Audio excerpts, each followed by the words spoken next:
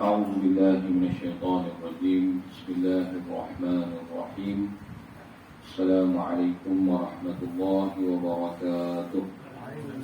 الحمد لله الذي هدانا لهذا وما كنا لنهتدي لولا أن هدانا الله. أشهد أن لا إله إلا الله وأشهد أن سيدنا محمدا عبده ورسوله. قال سبحانك لا علم لنا إلا ما علمتنا إنك أنت العليم الحكيم. رب اشرح لي صدري ويسر لي أمري واحلل عقدة من لساني يفقهوا قولي. اللهم افتح علينا فتوح العارفين وارزقنا فهم النبيين وإلهام الملائكة المقربين. أن نصدق الحديث كتاب الله وخير الحديث حديث نبينا محمد صلى الله عليه وسلم وشر الأمور محدثاتها وكل محدثة بدعة وكل بدعة ضلالة وكل ضلالة في النار. قال الله تعالى في الكتاب العزيز: أعوذ بالله من الشيطان الرجيم. بسم الله الرحمن الرحيم. يوم لا ينفع مال ولا بنون إلا من أتى الله بقلب سليم. صدق الله العظيم. Alhamdulillah, pertama kali malah sama-sama kita merafakkan setinggi-tinggi kesyukuran kita kepada Allah Subhanahu wa taala. Karena dengan izin-Nya Allah Subhanahu wa taala masih lagi memberikan ruang dan kesempatan kepada kita untuk meneruskan kehidupan ini. Seterusnya untuk kita menghabiskan baki kehidupan kita di atas muka bumi Allah Subhanahu wa taala ini yang bersifat sementara. Dan di samping itu Allah Subhanahu wa taala mengurniakan kepada kita dengan pelbagai nikmat dan pemberian, yang mana kalau kita nak hitung satu persatu nikmat dan pemberian Allah Subhanahu wa taala kepada kita, maka sudah pasti kita tidak dapat menghitungnya, menandakan begitu banyaknya nikmat dan kurniaan yang Allah Subhanahu wa taala berikan kepada kita. Moga-moga dengan segala nikmat tersebut kita gunakan selaras mengikut kehendak Allah Subhanahu wa taala, yang mana matlamatnya kita pohon pada Allah Subhanahu wa taala menggolongkan kita di kalangan hamba-hambanya yang sentiasa bersyukur. Muslimin muslimat yang dirahmati Allah sekalian, alhamdulillah, segala puji bagi Allah Subhanahu wa taala yang masih lagi memberikan keizinannya kepada kita sehingga kita mampu untuk melakukan ketaatan diri kita kepada Allah Subhanahu wa taala. Tuan-tuan dan puan yang dirahmati Allah sekalian, alhamdulillah, pada malam ni kita berkumpul bersempena dengan satu hari ataupun satu peristiwa yang terbesar di alam ini. Tidak ada peristiwa yang lebih besar melainkan peristiwa ini, iaitu peristiwa mengingati kelahiran manusia yang teragung, iaitu Nabi kita Sayyidina Rasulullah sallallahu alaihi wasallam. Maka tak ada benda yang lebih besar daripada benda ni. Tuan-tuan yang dirahmati Allah sekalian, kita berhimpun tidak ada tujuan dan tidak ada perkara lain melainkan untuk sama-sama kita mencari jalan bagaimana untuk kita mendapatkan rasa kasih dan sayangnya kita ataupun cintanya kita kepada baginda sallallahu alaihi wasallam, kerana dia adalah di antara perkara-perkara yang berkait dengan iman, perkara yang berkait dengan iman. Sebelum saya pergi lebih jauh, saya nak bawa kepada tuan-tuan satu kisah. Kadang-kadang mungkin kita melihat apabila kita menyebut tentang sayang, ataupun kita sebut tentang kasih, ataupun kita sebut tentang cinta ni, dia seolah-olah tidak ada kaitan pun dengan ibadah, seolah macam terpisah betul. Tapi tuan-tuan yang rahmati Allah sekalian, ada kalanya dengan sifat kasih, sayang dan cinta itulah seseorang itu Allah Ta'ala masukkan dia ke dalam syurga Allah Subhanahu wa ta'ala. Itu sebab ada ditulis oleh para ulama tentang kisah ataupun tentang riwayat yang menyatakan bahawa ada di antara haiwan-haiwan yang Allah Ta'ala masukkan mereka ke dalam syurga Allah Ta'ala. Walaupun kisah ni dari sudut sandarannya tak kuat, tapi kita boleh ambil pengajaran daripada kisah ini sebagai satu contoh ataupun satu iktibar untuk kita lihat di sebalik kisah ini ada istifadah yang besar. Maka kata para ulama dalam riwayat tersebut ada 10 haiwan ataupun 10 binatang yang Allah Ta'ala masukkan mereka ni ke dalam syurga Allah Ta'ala. Betul, dalam syurga mana ada binatang. Tapi kata para ulama, Allah Ta'ala muliakan mereka lalu jadikan mereka manusia, maka Allah Ta'ala masukkan mereka ke dalam syurga Allah Ta'ala. Maka dalam 10 tu adalah kata para ulama ikan nun, Nabi Yunus alaihi salam, labah-labah yang buat sarang. Maka dalam banyak-banyak haiwan tersebut ada satu kisah yang saya nak kaitkan dengan tuan-tuan, iaitu kisah seekor anjing. Dalam 10 tu ada seekor anjing yang namanya Qitmir. Qitmir ni kisah mana? Kisah yang berkaitan dengan Ashabul Kahfi. Ashabul Kahfi ini menceritakan kepada kita tentang kekuasaan Allah Subhanahu Wa Taala, yang mana berkait rapat dengan kisah 7 orang pemuda yang beriman kepada Allah Ta'ala. Lalu mereka ni lari menyelamatkan diri dan menyelamatkan iman mereka daripada pemerintah yang zalim, yang kufur kepada Allah Ta'ala. 7 orang pemuda yang beriman kepada Allah Ta'ala melarikan diri pasal nak selamatkan iman. Maka dalam 7 orang ni tuan-tuan, ada satu yang tak boleh panggil orang sebab dia bukan orang. Maka kita panggil dia ekor. Maka itu sebab seekor tu adalah anjing ataupun namanya Qitmir. Maka kata para ulama, Qitmir ni bukan milik mana-mana di antara 7 pemuda tersebut. Anjing ni bukan milik daripada ke-7 ataupun salah seorang daripada 7 pemuda tersebut. Akan tetapi anjing ni dia hanya ikut dia. Maka kata para ulama, rupa-rupanya tuan-tuan, anjing ni hanya diikut 7 orang pemuda tersebut masuk ke dalam gua. Dia ikut pada apa tuan-tuan? Kerana kasih kepada orang beriman. Pemuda ni, 7 orang ni, dia adalah merupakan orang pemuda yang beriman, bukan Nabi, bukan Rasul dan bukan Wali. Maknanya hanya orang beriman. Maka kata para ulama, Allah Ta'ala muliakan anjing tersebut kerana anjing itu dia kasih kepada orang yang beriman. Maka Allah Ta'ala beri kemuliaan anjing juga. Kata guru saya, bayangkan kita manusia, lagi umat Nabi SAW, yang kita kasih itu pula ialah semulia-mulia makhluk di atas muka bumi. Agak-agak kat mana tempat kita? Kalau kita manusia, umat Nabi SAW, kita bukan binatang, kita bukan haiwan, kita adalah manusia. Bukan sekadar manusia, akan tetapi kita umat kepada manusia yang paling agung, iaitu Nabi SAW.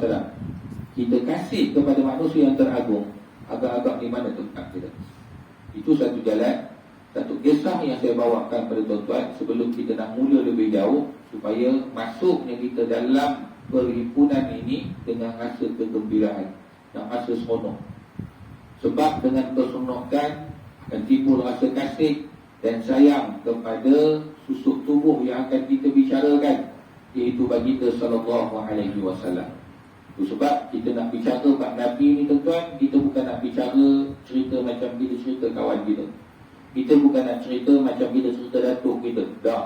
Kita nak menceritakan manusia yang paling agung, maka mereka ni ada kedudukan. Mereka ni ada tempat yang tersendiri yang telah dimuliakan oleh Allah Subhanahu wa Ta'ala. Allah Subhanahu wa Ta'ala berfirman dalam Al-Quran, a'udzubillahi minasyaitonir rajim, wa ma arsalnaka illa rahmatan lil alamin. Tidak aku utuskan engkau wahai Nabi sallallahu alaihi wasallam ialah untuk memberikan rahmat kepada seluruh alam. Dalam ayat ini menunjukkan bahawa salah satu daripada perkara yang paling besar kelahiran dan perutusan Nabi SAW ialah menjadi satu rahmat kepada seluruh alam. Apa maksud rahmat kepada seluruh alam? Maksud rahmat ke seluruh alam ini bukan sahaja rahmat itu kepada kita, umat manusia, akan tetapi menjadi rahmat kepada seluruh makhluk yang ada di alam ini. Kerana itulah betapa besarnya kemuliaan yang Allah Ta'ala bagi utusnya Nabi SAW ini daripada sudut memberikan rahmat kepada keseluruhan alam. Semua mendapat manfaat dengan kelahiran Nabi SAW. Pokok, kayu, binatang, sebutlah alam, bahkan lagi manusia yang menerima rahmat yang paling besar dengan tentang datangnya Nabi SAW. Tuan-tuan yang dirahmati Allah sekalian, kalau kita lihat daripada sudut zahir tentang kelahiran Nabi SAW sahaja cukup untuk membuktikan bahawa Nabi ini bukan manusia biasa. Akan tetapi sesungguhnya Nabi SAW ini adalah merupakan manusia yang luar biasa. Itu sebab kita kena letak bila bicara tentang Nabi, kita kena tahu bahawa memang Nabi itu adalah daripada bangsanya manusia. Akan tetapi Nabi bukan manusia biasa. Akan tetapi Nabi adalah manusia luar biasa yang telah Allah Ta'ala berikan kedudukannya pada baginda SAW. Bukan kita bagi, Allah Ta'ala bagi. Jadi bila kita nak bicara tentang Nabi dan kita tahu bahawa baginda ini adalah manusia luar biasa, maka semua kisah-kisah yang luar biasa itu apabila diceritakan kepada kita, tidak menjadi masalah kepada kita untuk menerima. Itu sebab kata para ulama, menyambut Maulidur Rasul tidak memerlukan hadis yang sahih, akan tetapi memerlukan hati yang sahih. Ada orang bicara maulid Nabi ni mana dalil? Nak dalil saja. Betul, tak salah untuk bertanya tentang dalil. Tapi ulama kata tentang perkara ni, untuk kita sambut, untuk kita membesarkan Nabi SAW, kita tak berhajat pun kepada dalil. Tak payah dalil, tetapi memerlukan kepada hati yang benar dalam kita untuk mencintai baginda SAW. Maka di sana kita akan melihat beberapa perkara yang kalau kita singkap pada malam ni mungkin takkan habis kita bicara. Cuma cukup kita ambil beberapa perkara untuk kita melihat. Pada zahir sahaja sudah cukup untuk melihatkan bahawa sesungguhnya luar biasanya Nabi kita, Nabi SAW. Sebab kata Nabi SAW, min karamati ala Rabbi inni ulidtu maftunan. Kemudian falam yara ahadun sawati. Kata Nabi SAW, di antara kemuliaan yang Allah Ta'ala berikan kepada aku, maka aku dilahirkan dalam keadaan aku telah dikhitan, maknanya aku telah disunat. Falam yara ahadun, dan tidak ada seseorang pun yang melihat auratku. Maka Nabi SAW ni lahir, dia bukan macam kita. Lahir dia dilahirkan oleh ibunya Sayyidatuna Aminah radhiyallahu anha. Akan tetapi lahirnya baginda, maka Nabi sebut, aku dilahirkan di antara kemuliaan yang Tuhan bagi kepada aku lahir dalam keadaan aku telah dikhitan. Dan kemudian, dan apabila aku dilahirkan, maka tidak ada seorang pun yang melihat auratku. Kalau kita, bahasa mudahnya, bolehlah. Siapa nak duduk kita? Tak ada. Tapi Allah Ta'ala bagi kemuliaan kepada baginda SAW. Maka itu sebab ada beberapa perkara yang terjadi sebelum kenabian dan selepas kenabian. Kalau kita ngaji dalam Tauhid, sesuatu perkara yang luar biasa yang berlaku sebelum diangkat menjadi Rasul, Nabi dan Rasul, maka perkara itu dinamakan sebagai irhas. Adapun sesuatu perkara yang telah berlaku setelah diangkat menjadi Nabi dan Rasul, yang itu dipanggil mukjizat. Itu ada dalam perbahasan ilmu tauhid yang telah kita pelajari. Cuma nak menunjukkan bahawa kalau kita lihat sebelum kelahiran 50 hari, kata para ulama dalam riwayat, di antara perkara-perkara yang terbesar berlaku ialah bagaimana berlakunya peristiwa serangan tentera bergajah. Peristiwa tentera bergajah ini berlaku 50 hari sebelum kelahiran Nabi SAW. Maka antara tanda-tanda tu dah ada dah. Memang kalau kita tengok daripada sudut sunnatullah, Allah Ta'ala jadikan sesuatu benda itu dengan sebab dan musabab.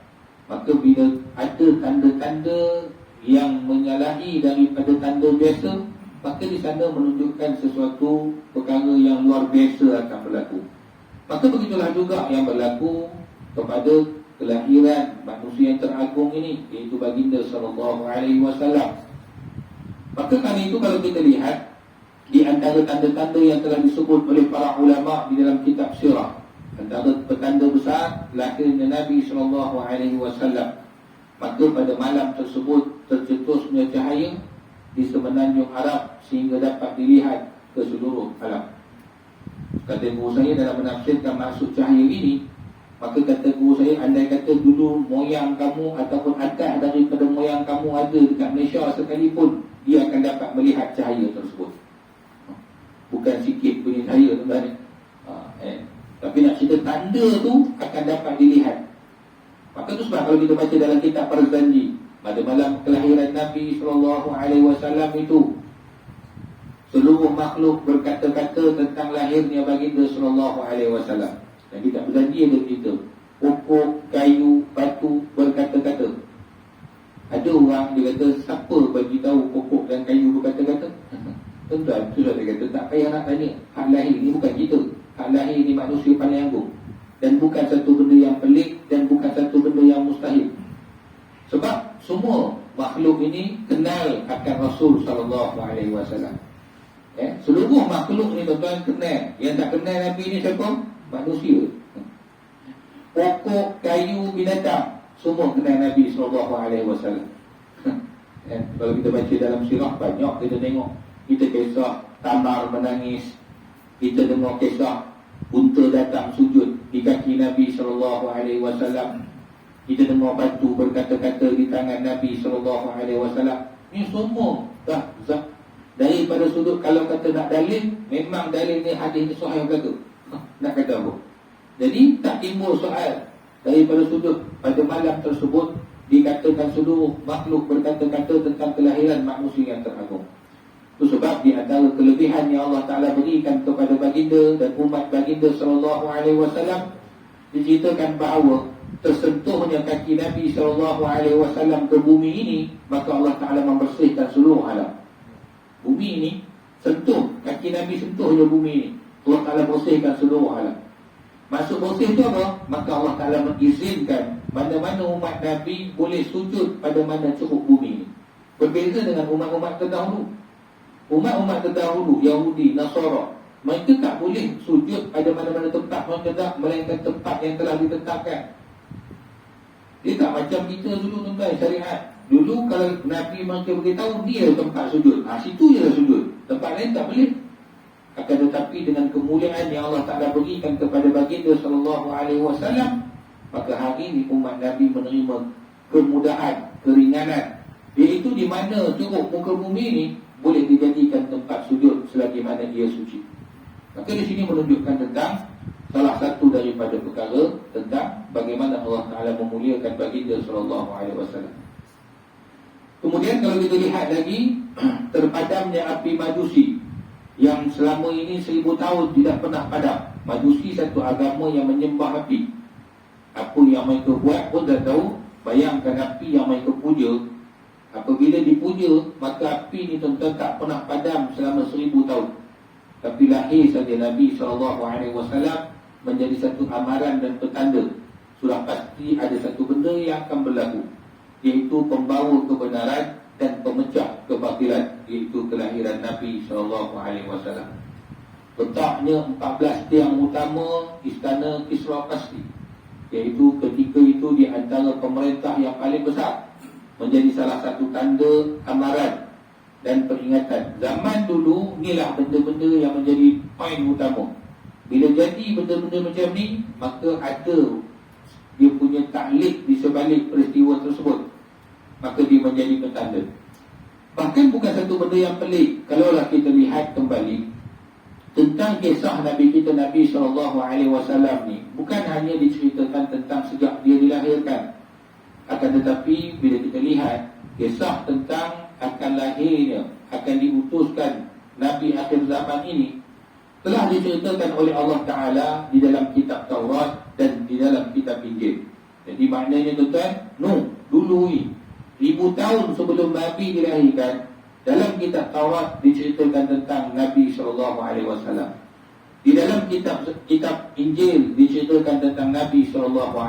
Bahkan kata para ulama, cerita dan perincian tentang Nabi di dalam kitab-kitab terdahulu adalah perincian secara detail, bukan cerita umum je. Bukan cerita esok akhir zaman ada Nabi yang akan diutuskan, tapi diceritakan semua dalam bentuk detail. Detail ni apa tuan-tuan? Terperinci. Itu sebab bila kita baca dalam Al-Quran, kita akan mendapati satu ayat kata Allah Ta'ala, A'udzubillahi minasyaitanirrajim, Alladzina atainahumul kitaba ya'rifunahu kama ya'rifuna abna'ahum. Sesungguhnya mereka itu orang Yahudi, mereka itu mengenali baginda sallallahu alaihi wasallam lebih daripada mereka mengenali anak-anak mereka. Apa maksud? Nak bagi faham, kenal sungguh. Kita dalam hidup ni, kalau kita faham, kita ada anak, kita kenal anak kita. Kat mana tanda, kat mana parut, kat mana apa. Sebab dari kecil kita bela dia. Tapi Allah Ta'ala mendatangkan satu peringatan. Sesungguhnya mereka itu mengenali Nabi SAW lebih daripada mereka mengenali anak-anak mereka sendiri. Soal wujud mungkin orang tanya, habis kenapa mereka tak ikut? Mereka tak ikut hanya sifat keangkuhan dan kedebilan. Itu dia cerita dia tuan-tuan. Kalau nak cerita tanda, jelas tanda-tanda itu. Sebab kita baca dalam sirah Nabi SAW, kita akan mendapati banyak di kalangan orang daripada Yahudi kemudian yang beriman kepada Nabi SAW, lalu mereka cuba untuk menguji kaji daripada sudut apa yang telah mereka baca dalam kitab-kitab mereka dahulu, untuk mereka pastikan benar ataupun tidak apa yang ada dalam kitab terdahulu tentang baginda SAW. Sebab kalau kita tengok baca satu kisah Nabi balik dalam satu peperangan, kalau tak silap peperangan Khaybar. Ketika itu Nabi singgah di perkampungan Yahudi. Maka ketika itu bila Nabi singgah, maka Nabi ini telah dijamu oleh seorang wanita daripada Yahudi yang namanya Zainab binti Al-Haris. Zainab binti Al-Haris daripada Yahudi. Maka ketika itu di antara apa yang dijamu oleh Zainab kepada Nabi lah hidangan kambing. Apa yang dijamu? Dia bukan sekadar menjamu daging kambing, akan tetapi daging kambing tersebut diisi dengan racun. Racun. Jadi maknanya rempah racun dia bukan sekadar rempah tapi beracun. Sebab kalau kita baca dalam riwayat, ada menyatakan bahawa ada sahabat yang makan sampai meninggal dunia. Ada sahabat makan meninggal dunia. Maka dalam kisah ini menceritakan kepada kita bahawa di antara salah satu kelebihan dan kemuliaan yang Allah Ta'ala bagi pada Nabi, tidak ada satu benda yang mampu memudaratkan baginda SAW dengan izin Allah Ta'ala. Tak ada satu benda tak boleh mudarat ke Nabi SAW. Dalam riwayat kata, waktu Nabi nak makan, daging yang dimasak itu berkata-kata dengan Nabi. Itu bukan satu benda pelik, itu mukjizat. Daging yang dah mati pun boleh cakap, Ya Rasulullah, jangan makan aku, sesungguhnya pada aku ada racun. Dalam riwayat lain kata Nabi memang makan pun, tapi Nabi makan tidak terkesan dengan racun yang telah diberikan. Maka ketika itulah Nabi SAW memanggil Zainab, kenapa kau buat macam ni? Maka apa jawab Zainab? Aku buat benda macam ni supaya aku tidak tertipu. Andai kata engkau mendakwa sesungguhnya engkau adalah Rasul, tapi sebaliknya engkau bohong, nescaya engkau makan daging yang aku buat, engkau akan mati. Nescaya aku selamat daripada pembohongan kamu. Tapi kalau andai kata benar engkau Rasul sebagaimana yang engkau dakwakan, nescaya engkau makan daging yang aku isi racun sekalipun, engkau takkan terjejas ataupun tidak akan terkesan dengan racun yang aku isi. Soalan dia, macam mana Zainab binti Al-Haris tahu salah satu daripada tanda kerasulan tidak akan ada satu benda pun yang mampu memudaratkan dia? Mana dia dapat tahu? Maka tidak lain dan tidak bukan, maka sudah pasti kisah dan ciri-ciri ini telah diceritakan dalam kitab-kitab terdahulu. Kalau tak, mana dia tahu? Macam mana dia nak tahu? Kalau kata Nabi makan racun takkan kesan pada dia, mana dia dapat? Mana sumber yang dia dapat? Maka itu sebab kata para ulama, maknanya Zainab binti Al-Haris, maka dia telah membaca kitab-kitab Taurat terdahulu. Maka mereka mengetahui tentang ciri-ciri kenabian, bahawa salah satu daripada khususiyah ataupun ciri ataupun pemeliharaan Allah kepada baginda SAW, maka tidak ada sesuatu pun perkara yang mampu untuk memudaratkan baginda SAW. Maka Nabi makan dan terkesan tak ada apa pun yang berlaku. Cuma Allah Ta'ala jadikan asbab setelah Nabi makan daging beracun tersebut, dia seolah-olah jadi satu tanda kesan racun tersebut pada belakang baginda. Pada belakang baginda jadi macam seolah darah beku. Maka setelah itu Nabi SAW berbekam hajamah. Itu sebab salah satu daripada benda yang disebut sunnah adalah berbekam. Tengok benda berlaku nampak macam tak berapa suka, tak berapa cantik. Tapi di sebalik peristiwa itu ada hikmah kepada kita, mengajar.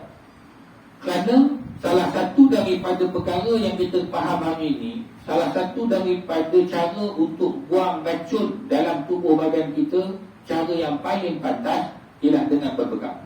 Tak ada cara lain. Hatta moden hari ini mengiktiraf, memang itu saja cara paling pantas. Kalau badan kita kena racun, cara paling cepat buang racun daripada tubuh badan kita ialah dengan berbekam. Nampak?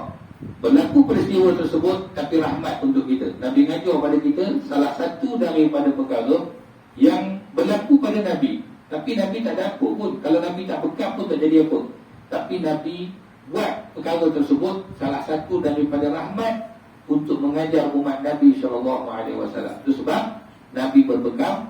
Maka bekam itu mengandungi pelbagai hikmah, banyak manfaat berbekam. Itu sebab nak cerita pada kita tentang kemuliaan khususiyah. Ini keistimewaan yang ada pada Nabi SAW. Itu sebab kalau kita membicarakan tentang Nabi SAW, kalau kita baca secara zahir, nampak pada sisi zahir itu nampak macam salah, nampak macam tak kena.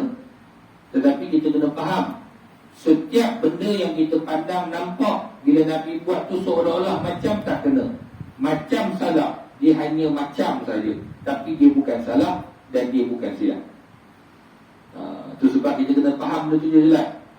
Sebab hari ini masalah utama manusia, apabila dia pandang Nabi ni macam dia pandang manusia biasa, itu silap dia. Bila dia pandang Nabi itu macam manusia biasa, itulah ada ayat-ayat yang keluar daripada mulut orang yang mengaku beriman, orang yang mengaku Islam. Dia kata apa? Alah, Nabi pun buat silap, tambah kita banyak cantik. Sedap-sedap dia. Tambah, dia kata tu, Nabi pun buat silap, tambah kita. Amboi, kalau kamu buat silap yang kamu nak tanding dengan Nabi, macam apa? Itu sebab tuan-tuan, semua benda-benda ni telah ditafsir, telah diterjemah oleh para ulama. Andai kata berlaku silap ataupun pada pandang kita nampak macam lalai, tetapi di sebalik perkara tersebut ada hikmah dia, ada persyaratan yang tertentu. Contoh, Nabi disihir, betul? Nabi pernah disihir. Tapi kalau kita baca bahasa mudah, sihir ni datang daripada siapa? Setan lah, betul? Nabi ni, setan ni, jangan kata Nabi, Sayyidina Abu Bakar, Sayyidina Umar, sahabat Nabi pun setan tak berani. Agak-agak Nabi, setan boleh masuk lah.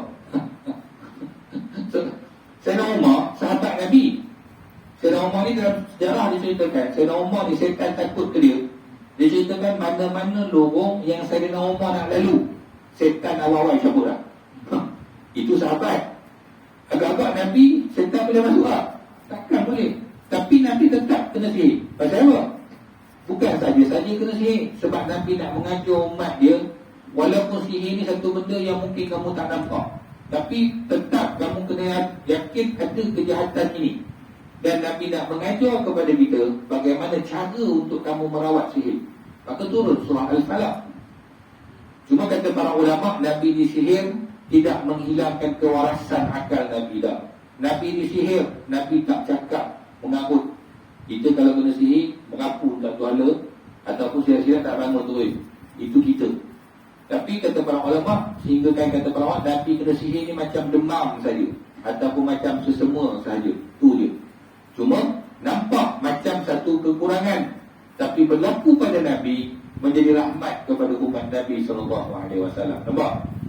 Itu yang kita kata. Itu sebab sirah-sirah Nabi ni bukan sekadar nak baca, tapi kita kena dengar daripada mulut para alim ulama. Sebab mereka akan terjemah benda tersebut, tafsiran tersebut. Kalau kita baca, itu nampak, oh, macam Nabi pun kena sihir, tambah kita, memang. Habis, kita tanding semua. Nabi tu ingat sama macam kita. Nabi kena itu dalam bentuk nak mengajar kita. Begitulah juga dengan pensyariatan sujud sahwi. Kita ni, kalaulah kita ni sujud sahwi memang tak pelik. Memang kita kerja lalai saja. Berapa 2 ke 3 sembahyang pun adik lagi kita ni kan. Tapi di nisbah Nabi, takkan Nabi macam kita? Mustahil. Nabi luar sembahyang pun tak lalai ingat Allah Ta'ala. Takkan dalam sembahyang Nabi lalai? Mustahil. Takkan Nabi cuak? Mustahil. Sifat kenabian untuk Nabi lalai? Mustahil. Cuma berlaku pada Nabi. Tapi menjadi syariat, menjadi pensyariatan kepada umat Nabi. Bila kamu berlaku macam ni, ada cara nak selesaikan dengan sujud sahwi. Nampak? Jadi kemudahan pada kita. Kalau tak berlaku benda ni, kita nak selesai macam mana masalah hari ni? Tak ada jalan.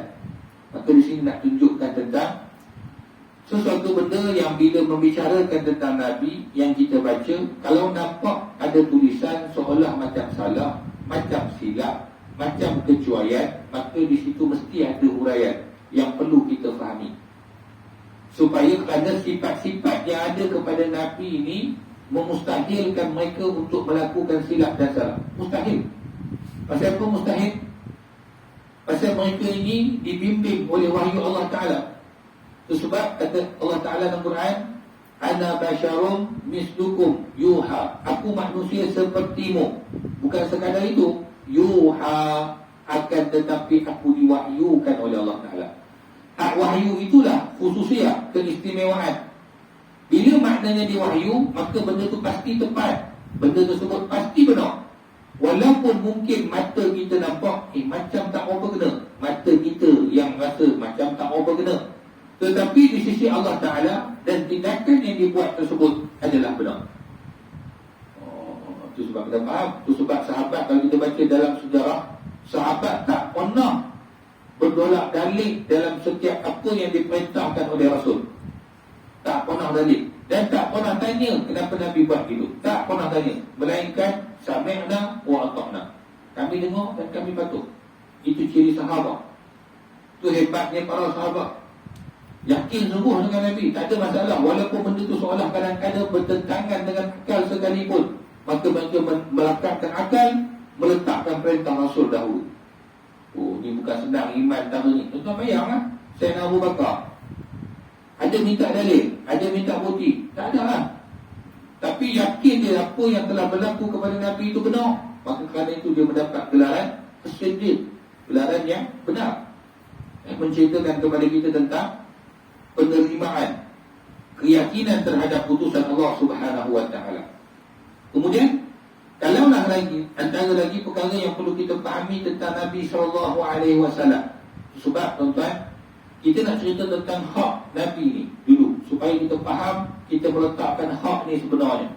Kita tak nak cerita benda-benda yang lebih panjang.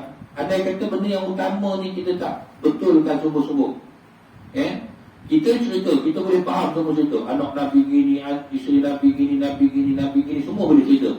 Tapi ketuanan ataupun hak selayaknya yang patut ada kepada Nabi ni, kita tak penuhi hak dia.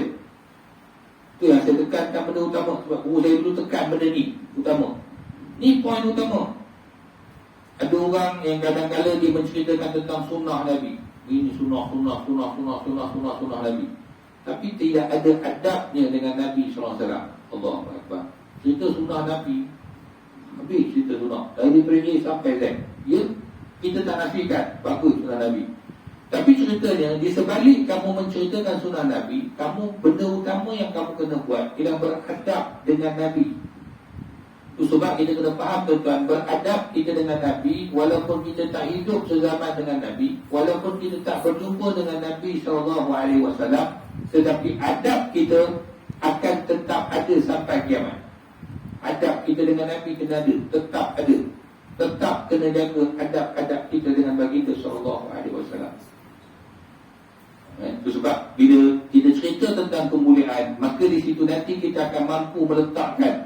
Nak bicara bab Nabi, mana kita letak satu zon lain tak sama dengan kita.